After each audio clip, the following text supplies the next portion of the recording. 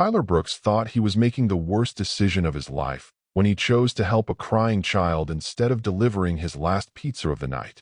His boss had already threatened to fire him. His sister was dying of cancer, and the hospital was demanding payment he didn't have. The smart move would have been to walk past the little girl and finish his deliveries. But something about 7-year-old Lily's tear-streaked face made him stop. She claimed she had escaped from a kidnapper and just needed to find her daddy's work building. Most people would have called the police immediately, but Lily begged him not to. She was terrified that involving authorities would put her father in danger. So Tyler made a choice that would cost him everything. He spent his last $40 in gas money driving her around the city, searching for a building she could barely describe. He ignored his boss's angry calls. He sacrificed his job, his income, and any chance of paying for his sister's treatment. What Tyler didn't know was that this one act of kindness was about to intersect with his past in the most shocking way possible. The building they were looking for belonged to someone Tyler knew all too well. Someone who had already destroyed his family once before. Someone whose business decisions had left Tyler working 3 jobs just to survive. The cruel irony of fate was about to reveal itself in the most devastating way. And by the time Tyler realized the truth, it would be too late to take back his sacrifice. Sometimes the people you save are connected to the people who destroyed you. Sometimes karma has a twisted sense of humor. This is the story of how one delivery driver's act of kindness changed everything, in ways he never could have imagined. Tyler Brooks gripped the steering wheel of his beat-up Honda Civic as another call from St. Mary's Hospital buzzed through his cracked phone screen. He let it go to voicemail. He already knew what they wanted. The same thing they had been demanding for 3 weeks now. Money he did not have. The pizza delivery bag on his passenger seat still radiated heat from his last drop-off, but the warmth did nothing to ease the cold knot in his stomach. 28 years old and drowning in medical bills for his sister Emma's cancer treatment. Every day felt like swimming upstream in a river of debt that kept rising faster than he could paddle. Tyler pulled into the parking lot of Sunset Gardens Apartments, a rundown complex on the east side of town where paint peeled like sunburned skin and broken windows were patched with cardboard. This was his last delivery of the night shift. After this, he had exactly $43 to his name and a gas tank hovering dangerously close to empty. He grabbed the large pepperoni pizza and checked the receipt. Apartment 4B. Mrs. Rodriguez. She always tipped him $3, which tonight would be the difference between having enough gas to get home or walking 5 miles in the dark. The October wind cut through his thin delivery jacket as he climbed the concrete steps to the second floor. Each step creaked under his weight, and he made a mental note to avoid the third step entirely when coming back down. Last week it had nearly given way completely, but as Tyler reached the landing, something made him freeze. A sound that did not belong in this place. Soft sobbing, barely audible over the distant hum of traffic and the muffled television voices bleeding through thin apartment walls. He looked around, expecting to see a teenager crying over some heartbreak or maybe an elderly resident upset about something. Instead, he saw a small figure huddled against the concrete wall next to the stairwell. A little girl, maybe 6 or 7 years old, with blonde hair falling in tangles around her face and tears streaming down her cheeks. Tyler glanced at his watch. He was already running behind schedule, and his boss Dave had made it crystal clear that being late again would mean finding a new job. But he could not walk past a crying child. Not when she looked so small and lost in this harsh place. "Hey there," Tyler said softly, crouching down to her level while still holding the pizza box. "Are you okay, sweetheart?" The little girl looked up at him with wide blue eyes that seemed far too old for her young face. She clutched something against her chest, a torn piece of paper that looked like it might have once been a photograph. "I can't find my daddy's work," she whispered, her voice barely audible. "I was supposed to go there, but I don't know where it is." Tyler felt his heart squeeze. The poor kid was obviously lost, probably from one of the apartments upstairs. Her clothes were nice, too nice for this neighborhood, actually. A clean white dress with small flowers embroidered along the hem, and shoes that looked like they had never touched a dirty sidewalk before today. "What's your name, honey?" Tyler asked, setting the pizza box down on the concrete beside him. "Lily," she said, wiping her nose with the back of her hand. "Lily Anderson." Tyler looked around the empty landing. No frantic parent calling her name. No concerned neighbor poking their head out to check on the crying child. Just silence and the distant sound of a police siren somewhere across town. Okay, Lily, where do you live? Do you know your address? She shook her head, fresh tears starting to fall. I was in a car with a mean man. He was taking me somewhere bad, but the car stopped working and he got really angry. When he went to look at the car, I ran away. I ran and ran until I got here, but now I don't know where I am. The words hit Tyler like a physical blow. This was not just a lost child. This was something much worse. His hands trembled slightly as he pulled out his phone, ready to call 911, but Lily grabbed his arm. No, please don't call the police yet, she begged. The mean man said if I talked to police, something bad would happen to my daddy. I just want to find Daddy's work. He has a big building with his name on it. If I can get there, I'll be safe. Tyler's mind raced. Every instinct told him to call the authorities immediately, but the terror in this little girl's eyes made him pause. If she had been kidnapped and escaped, the kidnapper might still be looking for her. And if she was too scared to trust the police right now, forcing the issue might make things worse. His phone buzzed with a text from Dave. Brooks, where the hell are you? Mrs. Rodriguez called asking about her pizza. Get your act together or don't bother coming in tomorrow. Tyler stared at the message, then looked at Lily's tear-streaked face. $43 in his bank account. A sister in the hospital counting on him. A boss ready to fire him. And now a kidnapped child who needed help more than anyone had ever needed anything. There was no choice. Not really. Okay, Lily, Tyler said, slipping his phone back into his pocket without responding to Dave's text. Let's find your daddy's work. Can you tell me anything else about it? What does your daddy do? Lily's face brightened slightly. He makes computers and phones and stuff that helps people talk to each other.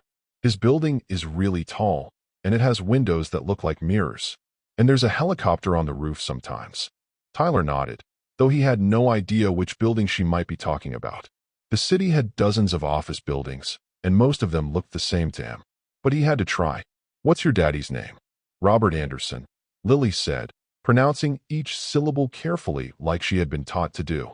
The name did not ring any bells for Tyler. He was not exactly moving in circles where he would know corporate executives or business owners.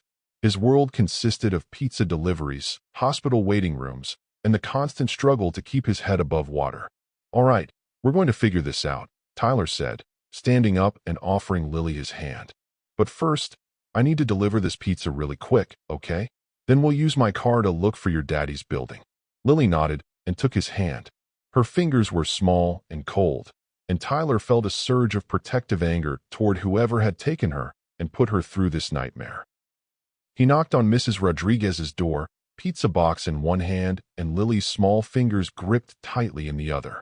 When the door opened, Mrs. Rodriguez took one look at the situation and immediately understood that something was wrong. Miguel, she called over her shoulder to her husband. Come here quickly. Tyler explained the situation in rapid Spanish, grateful for the lessons his sister had insisted he take back in high school. Mrs. Rodriguez listened with growing concern, occasionally asking Lily gentle questions in English to make sure she understood correctly. You need to call the police, Mrs. Rodriguez said firmly. This child has been taken by someone. This is very serious. I know, Tyler replied. But she's scared, and I think getting her to her father first might be the safest option. If the kidnapper is still out there looking for her, having her dad and his security around might be better than waiting for police to sort everything out. Mrs. Rodriguez studied Lily's face, then looked back at Tyler. You are a good man, Tyler Brooks. But be very careful, and call me when you find her father, so I know you are both safe. She pressed the $3 tip into Tyler's hand, then added a $20 bill on top of it. For gas, she said simply. Find this baby's papa. Tyler felt tears prick his eyes. $23 might not sound like much to most people, but right now it felt like a fortune. It meant he could drive around the city for hours if necessary, without worrying about running out of fuel. Back in his car, Tyler helped Lily buckle her seatbelt and turned up the heat. She was still shivering, though he was not sure if it was from cold or shock. Okay, Lily, let's start driving around and see if any buildings look familiar to you. And while we drive, can you tell me more about your daddy? What does he look like? As Tyler pulled out of the parking lot, his phone buzzed again. This time it was a call from Dave. Tyler glanced at Lily in his rearview mirror and made a decision that he knew might cost him everything. He declined the call and turned off his phone. Lily began describing her father as they drove through the city streets. Tall, with dark hair that was turning gray at the sides. He wore suits to work every day and always smelled like the coffee he drank from a big mug with her picture on it. He worked late most nights, but he always came to tuck her in and read her a story, even if it was past her bedtime. He's been really worried lately, Lily said quietly. Mommy died 2 years ago, and Daddy has to work extra hard now to take care of everything. Sometimes I hear him talking on the phone really late at night, and he sounds sad. Tyler's throat tightened. A single father trying to balance work and raising a daughter alone. He thought about his own father, who had worked double shifts at the factory for years to support their family, and how proud Tyler had been of him. They drove past office building after office building, but nothing looked familiar to Lily.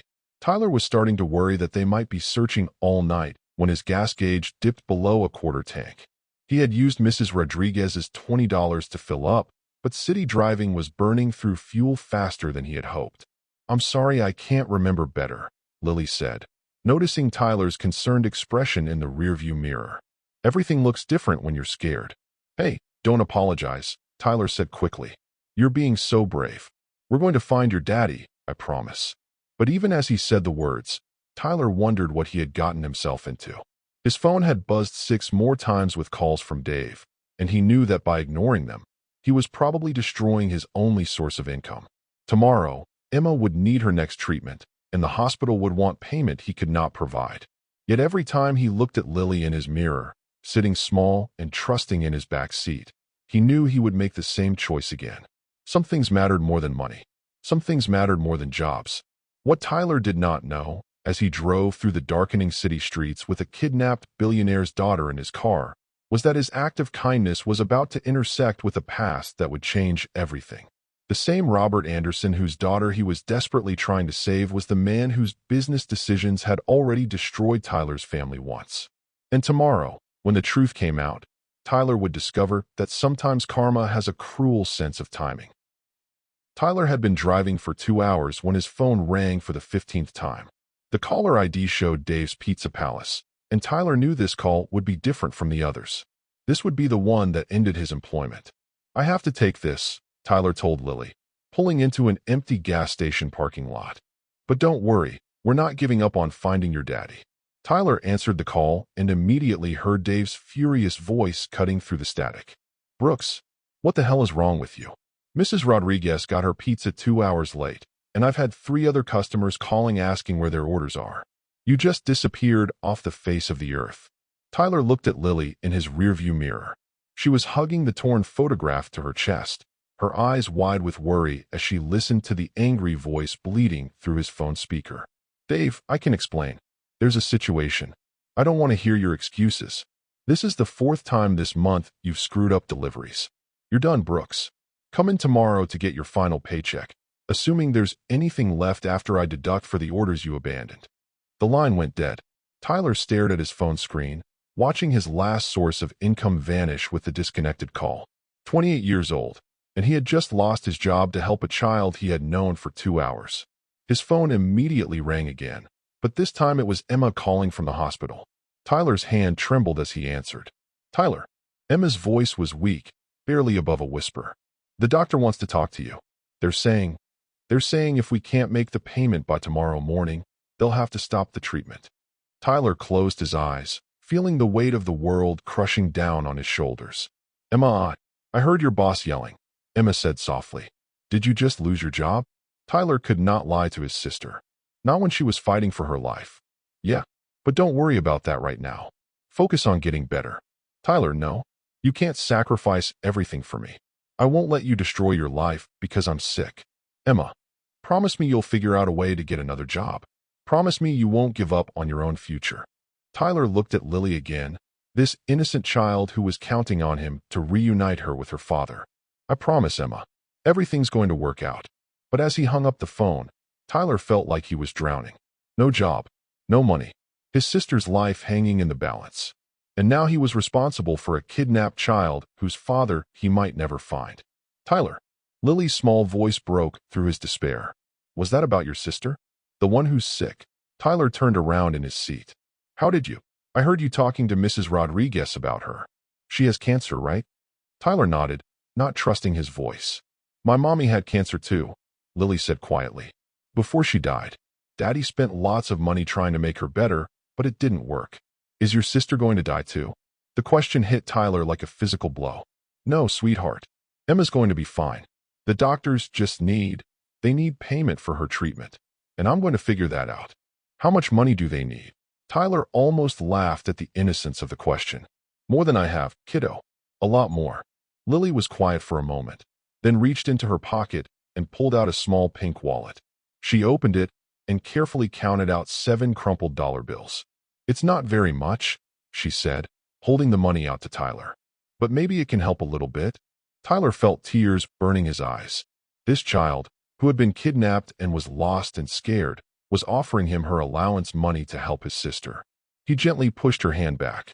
That's the kindest thing anyone has ever offered me, Lily. But you keep your money. We're going to find your daddy, and everything's going to be okay. Tyler started the car again and pulled back onto the main road. They had covered most of the downtown area without success, and he was starting to wonder if they should head to the police station after all.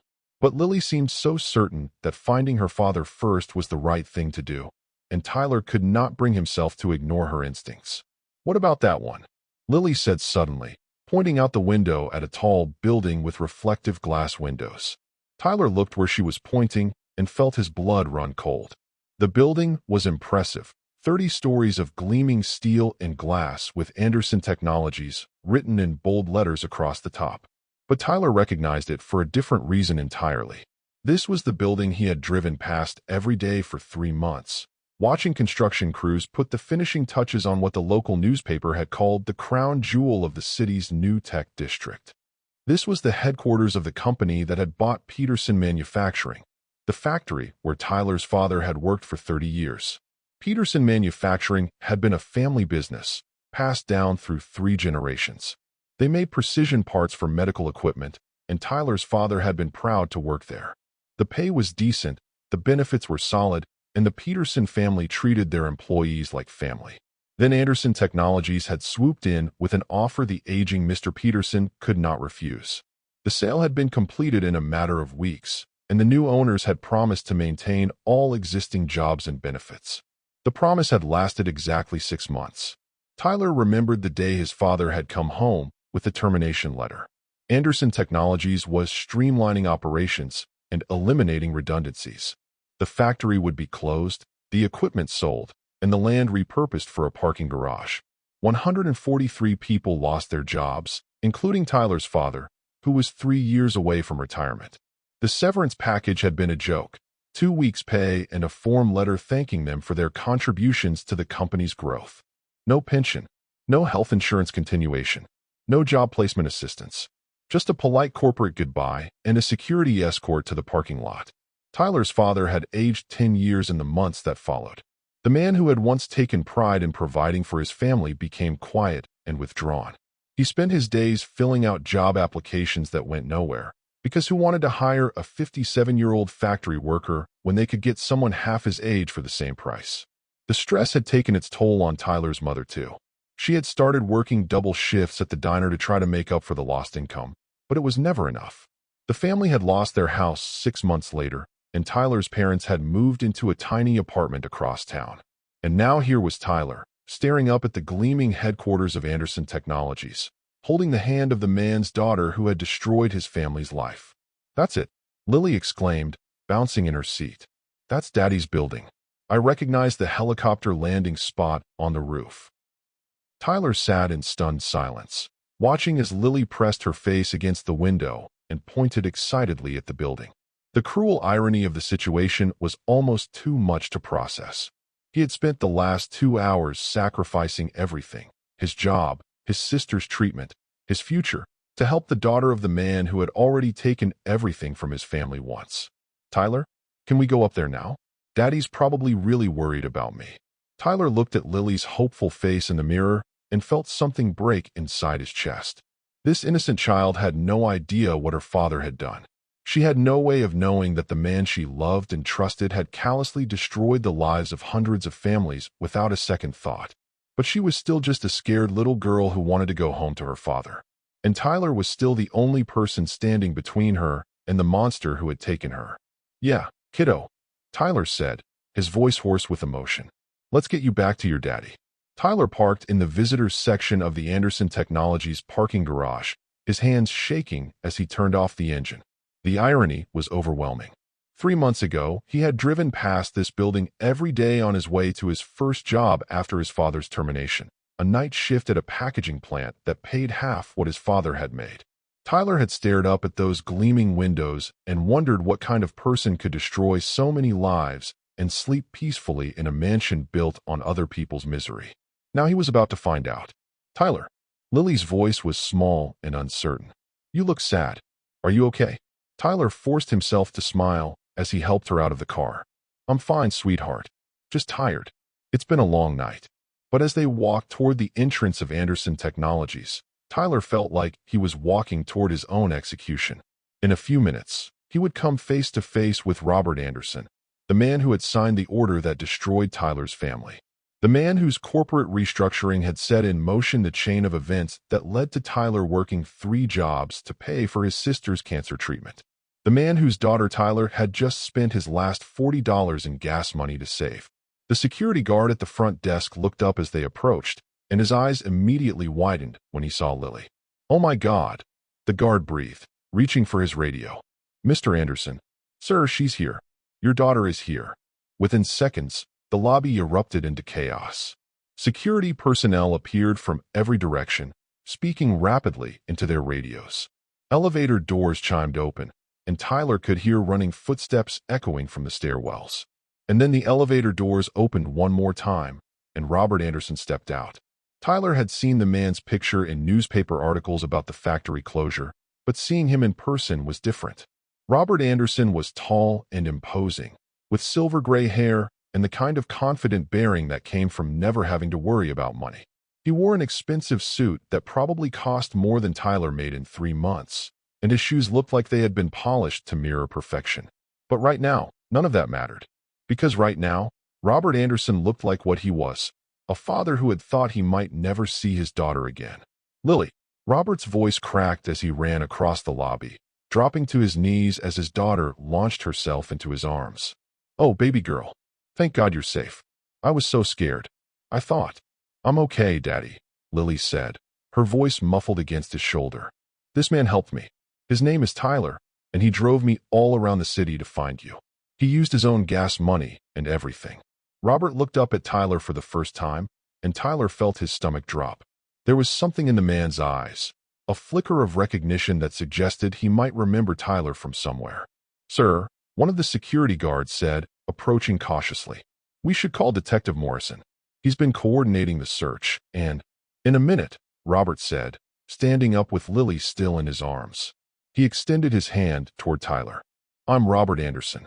I cannot begin to express how grateful I am for what you've done. My daughter means everything to me. Tyler stared at the outstretched hand, feeling a surge of bitter irony. The same hand that had signed the termination orders for his father's factory. The same hand that had written the corporate memo about eliminating redundancies and streamlining operations. But Lily was watching him with trusting eyes, and Tyler could not bring himself to create a scene in front of her. He shook Robert's hand briefly, feeling sick to his stomach. Tyler Brooks, he said simply. I'm just glad she's safe. The name hit Robert like a physical blow. Tyler could see the exact moment when the pieces clicked into place in the older man's mind.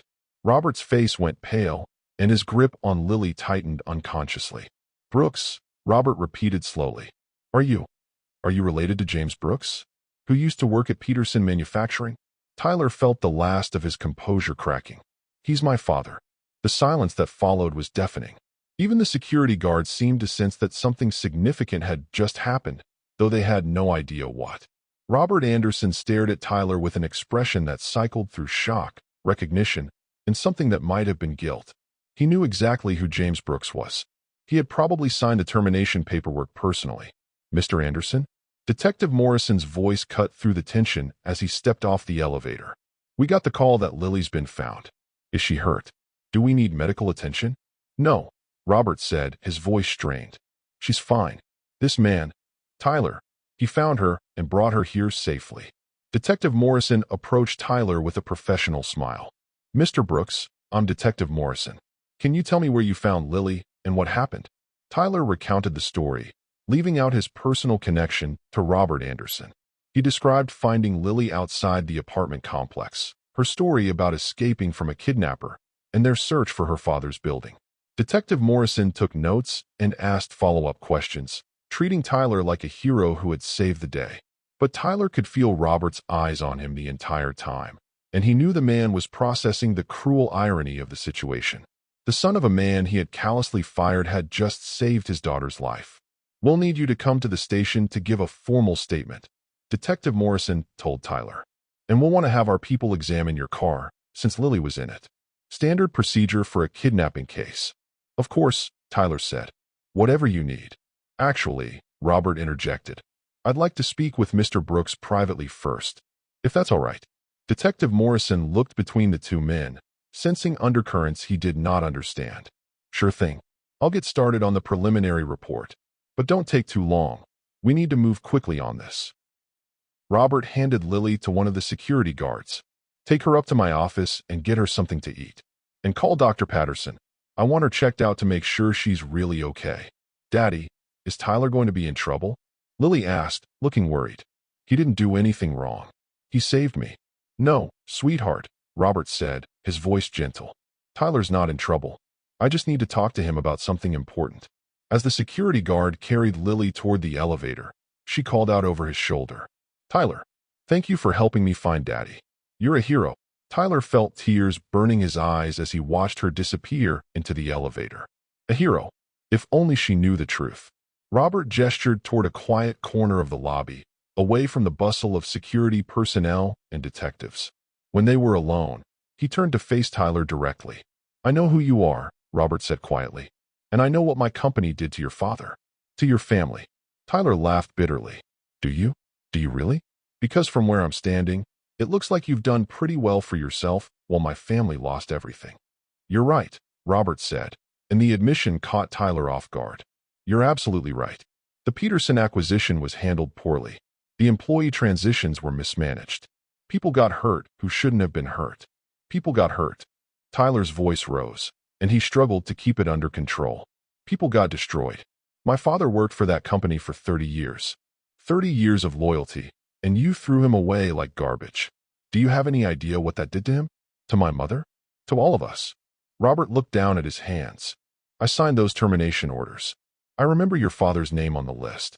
And I'm ashamed to admit that I didn't think about the human cost. I saw numbers on a spreadsheet, not families with mortgages and medical bills and dreams." "Well, congratulations," Tyler said sarcastically. "Your numbers looked great. Your stock price went up. Your shareholders were happy. And my family ended up in a one-bedroom apartment with my father working minimum wage jobs at age 57. "I know," Robert said quietly. "And I know that nothing I say can undo the damage that was done. But Tyler, what you did tonight, saving my daughter, you didn't have to do that. You could have walked past her. You could have called the police and let them handle it. But you sacrificed your job and your money to help a child you'd never met." Tyler shook his head. "Don't try to make this about nobility. I helped her because she needed help. It had nothing to do with you." "But it had everything to do with who you are," Robert said. "Your father raised a son with character, with integrity, the kind of man who puts a stranger's welfare above his own interests." "My father," Tyler said, his voice breaking, "is dying a little bit every day because of what you did to him.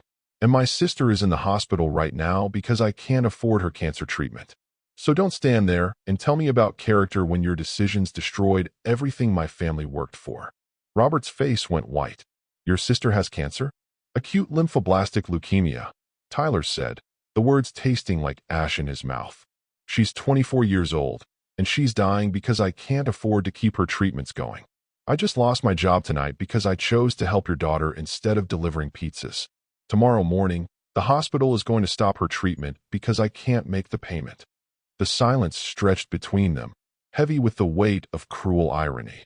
The man who had destroyed Tyler's family was now confronted with the fact that his decisions were killing Tyler's sister, and the only reason he still had a daughter was because Tyler had sacrificed everything to save her.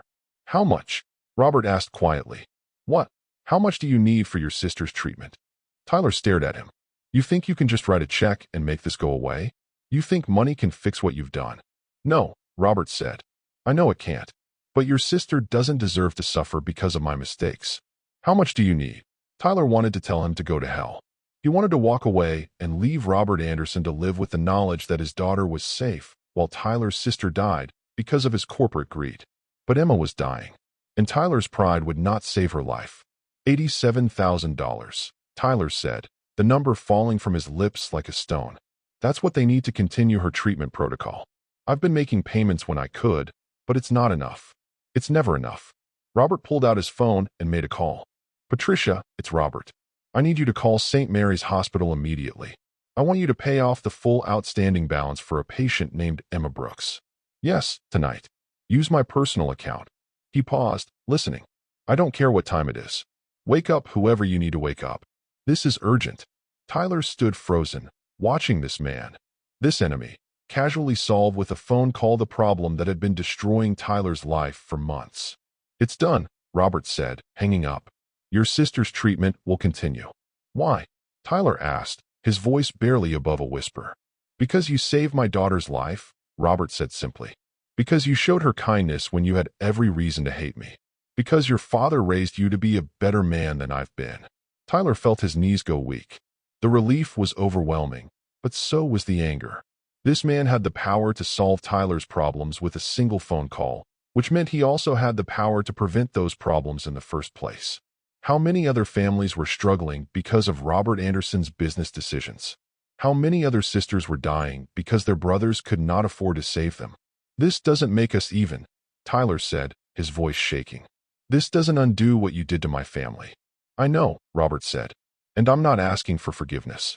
I'm just trying to make sure that your sister gets the chance your daughter gave me tonight, the chance to live. Tyler looked up at the gleaming building around them, thinking about the cruel twist of fate that had brought him here. He had lost his job to save the daughter of his family's destroyer. He had spent his last money to help the child of the man who had caused his sister's suffering. But Emma would live. Whatever else happened, Emma would live. And tomorrow, Tyler would have to figure out what that meant for the rest of his life. 3 weeks had passed since that night at Anderson Technologies, and Tyler Brooks was still trying to process everything that had happened. Emma's treatment was continuing successfully. The doctors were optimistic about her recovery, and Tyler should have felt relief. Instead, he felt lost. He had given his statement to Detective Morrison about finding Lily, and the kidnapper had been caught 2 days later trying to cross the state line. Marcus Webb, a former Anderson Technologies employee who had been terminated for embezzlement, had planned to ransom Lily for $10 million. His car breaking down on the east side of town had been pure luck or divine intervention, depending on how you looked at it. But Tyler could not shake the feeling that accepting Robert Anderson's help had somehow made him complicit in the man's past crimes. Every time he visited Emma at the hospital and saw her color returning, he thought about all the other families who did not have a billionaire's guilt to save them. Tyler was sitting in his tiny apartment, scrolling through job listings on his laptop, when his phone rang. The caller ID showed a number he did not recognize.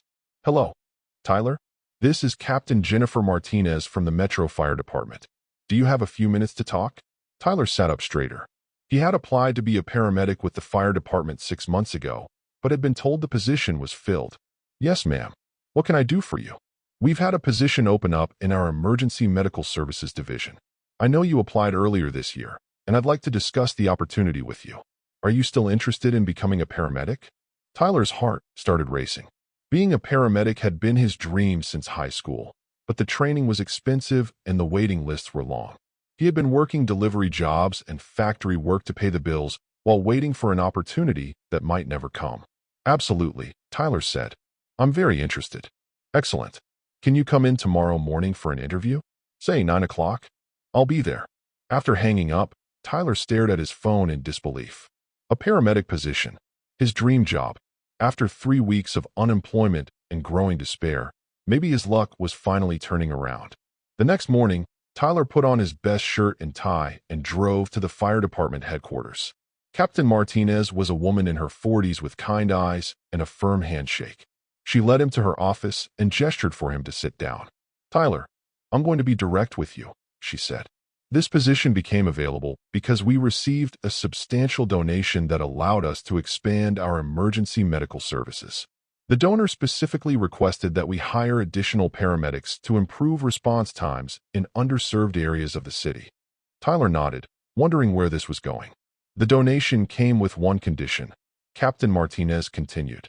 The donor wanted us to prioritize candidates who had demonstrated exceptional character and community service. Your name came up in that context. I'm sorry, I don't understand. How would anyone know about my community service? Captain Martinez smiled. 3 weeks ago, you found a kidnapped child and spent hours of your own time and your own money to reunite her with her family. That story made it into our local news, and someone took notice. Tyler felt a sinking sensation in his stomach. Was the donor Robert Anderson? I'm not at liberty to discuss the identity of our donors, Captain Martinez said diplomatically. But what I can tell you is that your actions that night demonstrated exactly the kind of character we look for in our paramedics. Someone who puts the welfare of others above their own interests.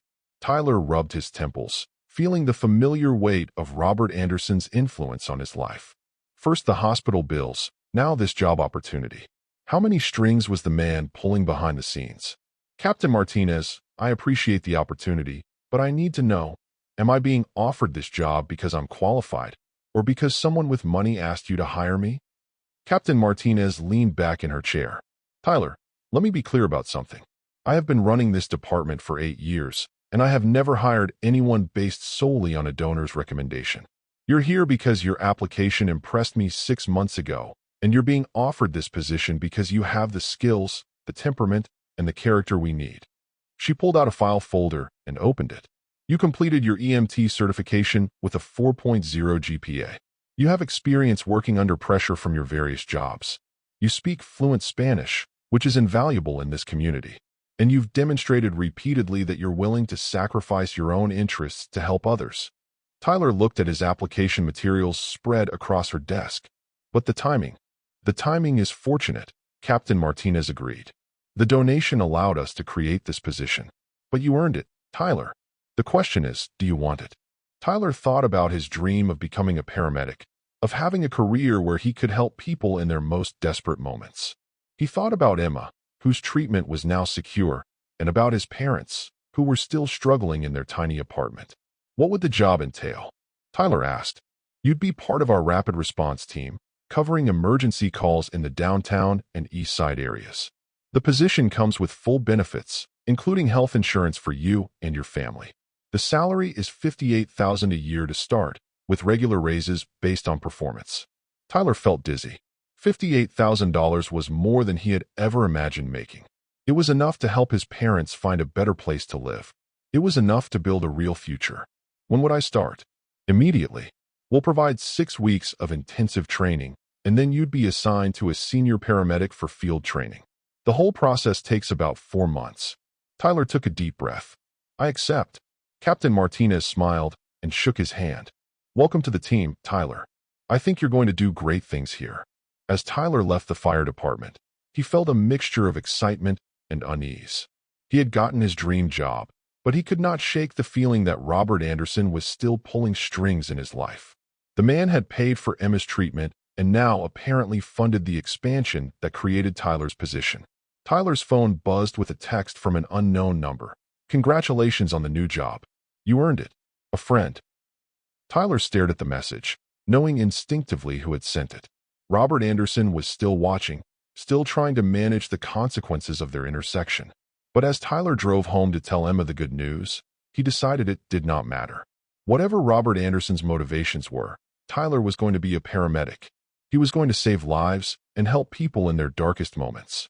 And maybe, in some small way, he could balance the scales of justice that had been tipped so far against his family. The training was intensive but exhilarating. Tyler threw himself into learning everything he could about emergency medicine, trauma response, and crisis management.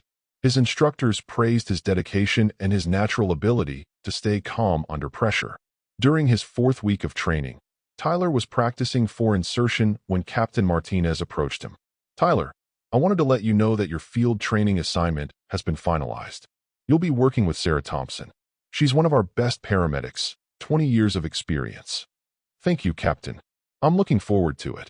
There's something else, Captain Martinez said.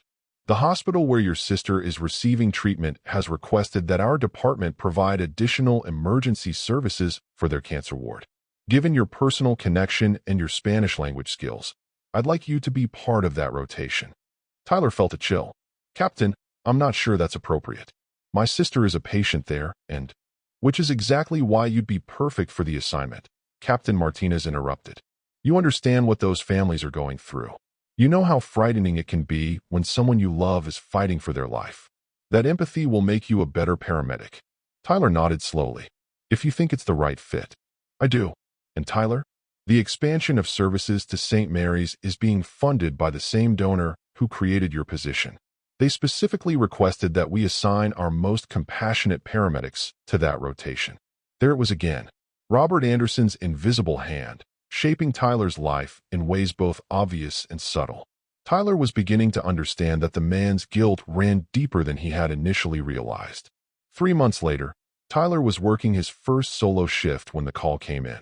Cardiac arrest at a construction site downtown. Tyler and his partner, Danny Rodriguez, raced through the city streets with sirens blaring. The construction site was chaos when they arrived. A 57-year-old man had collapsed while operating a crane, and his co-workers were performing CPR when Tyler and Danny rushed over with their equipment. Tyler immediately began assessing the patient while Danny set up the defibrillator. The man was unconscious, his pulse weak and irregular.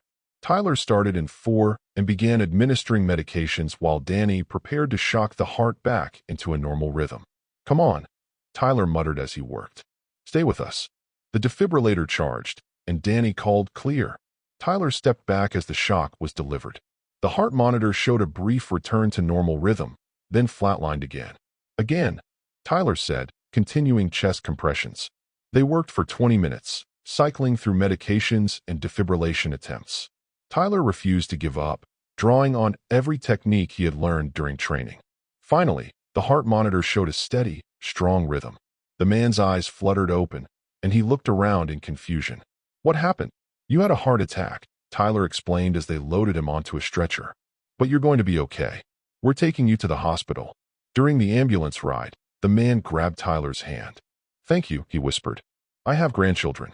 I wasn't ready to leave them. Tyler felt tears in his eyes. This was why he had wanted to become a paramedic.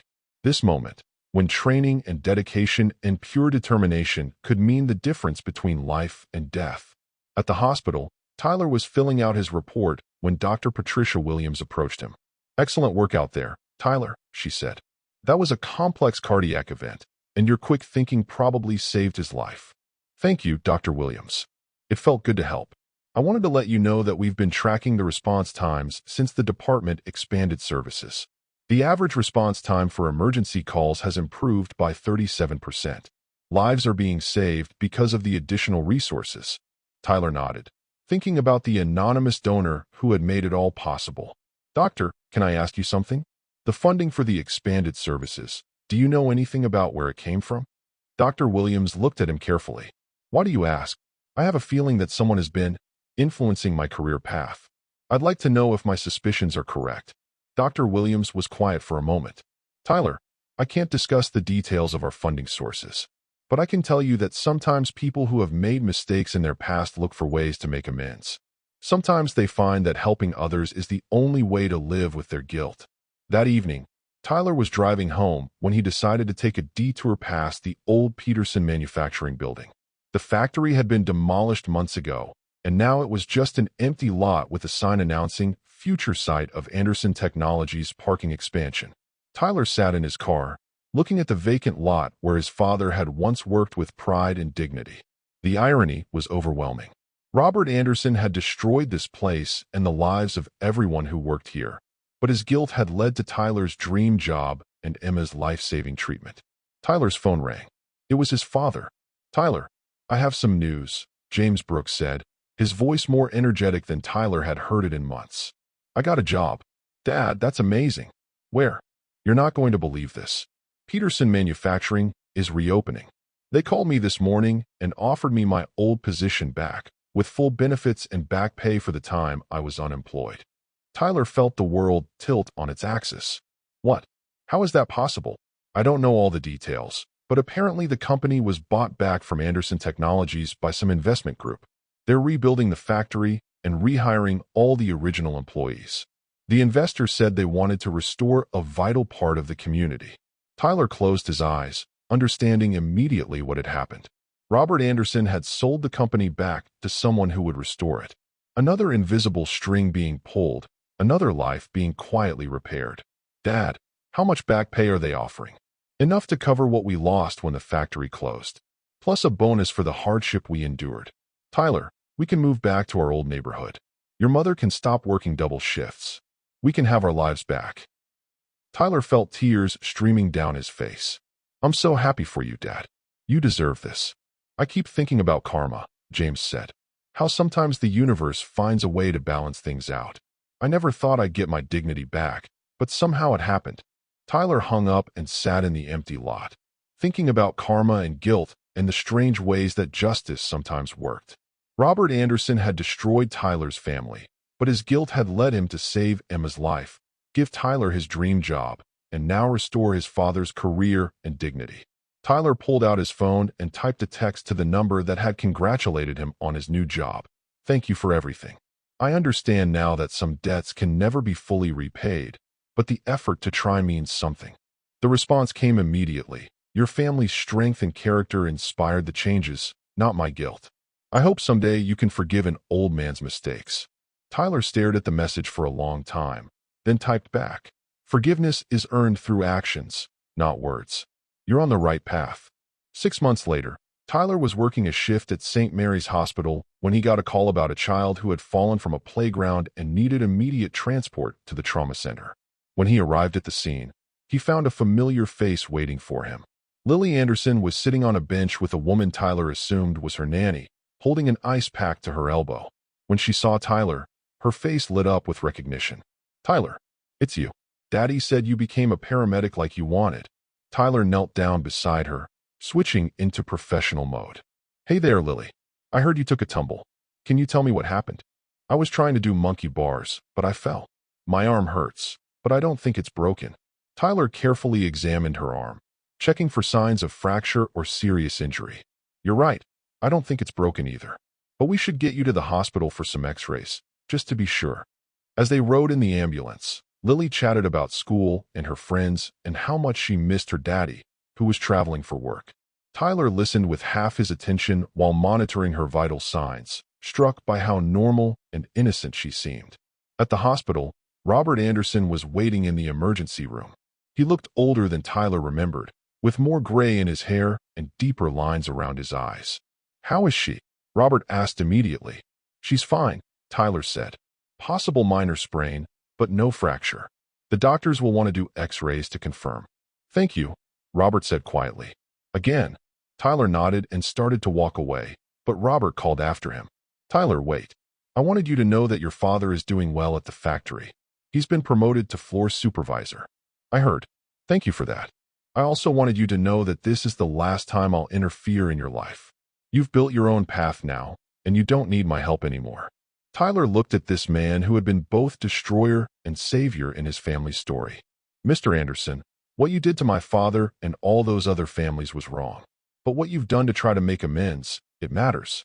Not just to my family, but to everyone whose lives you've touched. Robert's eyes filled with tears. I can't undo the past. No, but you can keep trying to build a better future. That's what matters now. As Tyler walked away, he felt a sense of closure that had been missing for months. Robert Anderson would always be the man who had destroyed his family's stability, but he was also the man whose guilt had led to Tyler's dream career, Emma's recovery, and his father's restored dignity. Sometimes karma worked in mysterious ways. Sometimes the people who hurt you the most were the ones who ended up saving you.